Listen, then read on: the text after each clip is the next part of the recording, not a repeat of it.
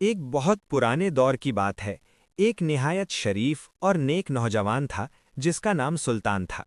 सुल्तान अपने चचा के घर रहता था क्योंकि बचपन में ही उसके माँ बाप का इंतकाल हो गया था। उसका चचा एक लालची शख्स था जो सुल्तान से दिन भर सख्त मजदूरी करवाता और बदले में उसे सिर्फ एक सूखी रोटी और थोड़ा सा पानी देता।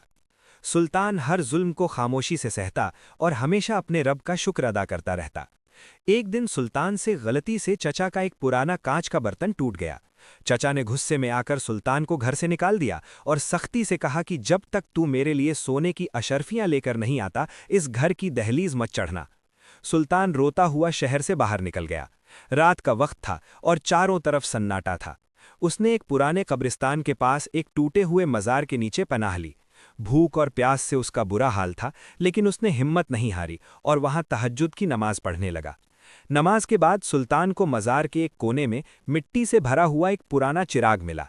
जैसे ही सुल्तान ने उसे साफ किया, पूरी जगह एक सफ़ेद नूर से भर गई।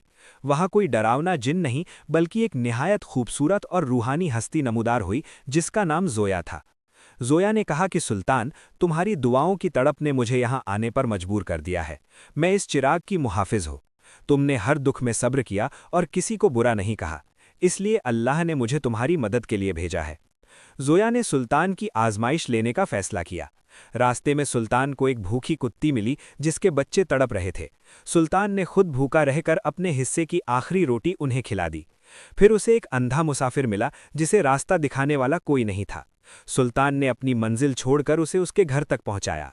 आखिर में उसे रास्ते में सोने की एक ईंट मिली, मगर उसने उसे हाथ तक नहीं लगाया क्योंकि वो उसकी हलाल की कमाई नहीं थी। सुल्तान की ईमानदारी और रहमदिली देखकर जोया ने उसे एक नूरानी कलम अता किया और कहा कि इस कलम से तुम जो भी अच्छी बात लिखोगे वो सच हो जाएगी, लेकिन अगर तुमने इससे किसी का बुरा चाहा तो ये पत्थर बन जाएगा।